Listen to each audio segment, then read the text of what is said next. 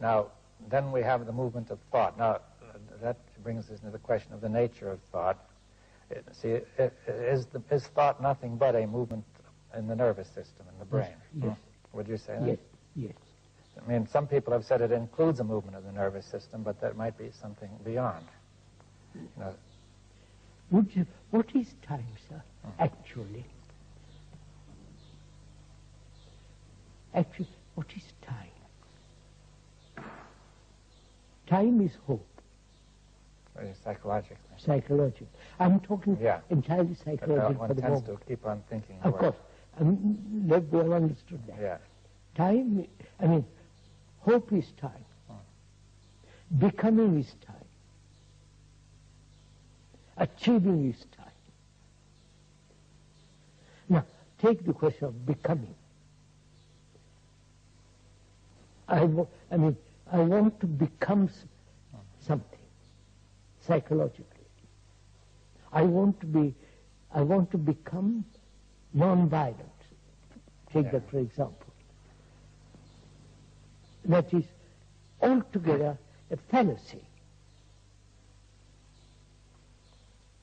Yes, well, we understand it is a fallacy, but, you know, the reason it's a fallacy is that there is no time of that kind. Is that it? No.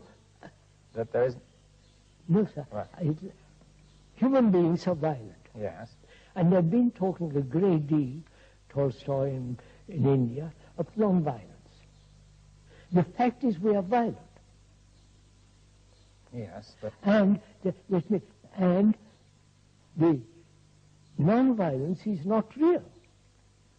Yeah, but we want to become that. Yeah, but see, it's again an extension of the kind of thought that we have with regard to material things. You say, if you see a desert, the desert is real, and you say the garden is not real, but in your mind is the garden, which will come when you put the water there. Yeah. So we say we can plan for the future when the desert will become fertile, right? That's all right. Now you're saying. Now we have to be careful. We say we are violent, but we cannot, by similar planning, become non-violent. Non-violent. Now, why is that? Why? Because the non-violent state cannot exist while there is violence. Yes, yes. That's an ideal. Yeah. Well, one has to make it more clear, because you see, in the same sense, the fertile state and the desert don't exist together either. But you see, I think that you're saying that in the case of the mind, when you are violent, it has no meaning. That's the only state. That's all there is. Yeah, and not the other. The movement toward the other is illusory. Illusory. Yes. So all ideals are illusory, psychologically. The idea of building a marvelous bridge is not illusory. No, you can plan it. Yeah. But to have psychological ideals.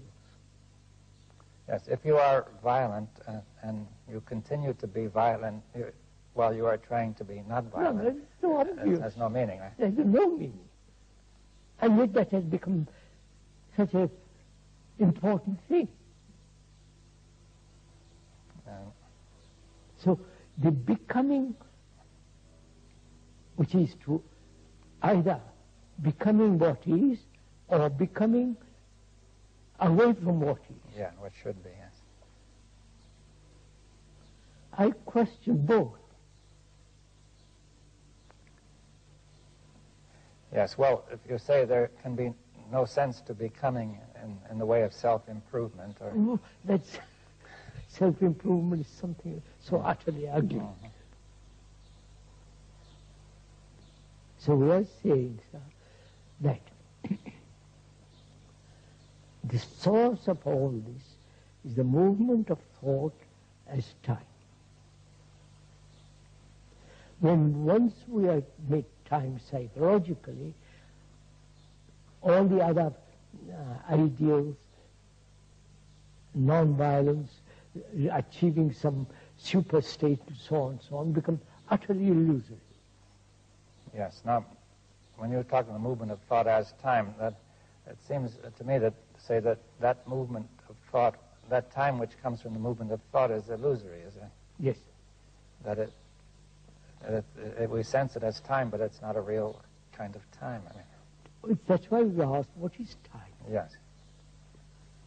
I need time to go from here to there. I need to, if I want to learn some engineering, I must study. It takes time. That same movement is carried over into the psyche. I say, I need time to be good. Yes. Now, I need time to be enlightened. Yes, that will always create a conflict, right? Yes. From one part of you and another. Oh, yeah. And so that movement in which you say I need time also creates a division in the psyche. That's right. Between, say, the thinker, observer and the observed, right? That's right. We are saying the observer is the observed. Yes, and therefore there's no time, is what it That's is, right. psychologically. The experiencer, the thinker, is the thought. There is no thinker separate from thought. Yes. All that you're saying, it seems very reasonable, but I think that it goes so strongly against the tradition of what we are used to that it's, it would be extraordinarily hard for people to really, generally speaking, to... No, most people, sir, they want a comfortable way of living, and let me carry on as I am, for God's sake, leave me alone. Yeah, but that's the result of so much conflict that so much conflict. That people are worn out by it, I think. I mean, but in escaping from conflict or not, resolving conflict, conflict exists, whether you like it or not. So is it, that's the whole point, is it possible to live a life without conflict? Yes, well, that's all implicit in what has been said. That's right. That the source of conflict is thought or knowledge or the past. Right? So then one asks, is it possible to transcend thought? Yes. Or is it possible to end knowledge? And putting psychologically, not... Yes, well, we say ordinary knowledge of objects, material objects and things like that, knowledge of science will continue. Absolutely, that must continue. But what you might call self-knowledge is what you're asking to end, isn't it? Yes. On the other hand, people have said self-knowledge, even you have said self-knowledge is very important. Self-knowledge is important, but if I take time to understand myself, that is, I will understand myself eventually by examination, analysis, and so on, watching my whole relationship with others, and so. All that involves time. Yes, well... And I say there is another way of looking at the whole thing without time, which is when the observer is the observed. Yes. In that observation, there's no time. Could we go into that further? I mean,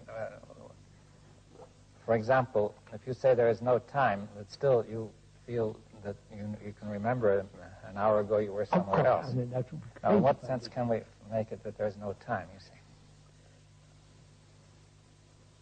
Time is division. Right? As thought is division, that's why. Thought is time. Yeah, time is a series of divisions of past, present, future. So, thought is also that division. So, time is thought, or thought is time. Yes, well, I mean, it doesn't exactly follow from what you said, but, I mean, we've explained it. Let's go into it. Yeah. You see,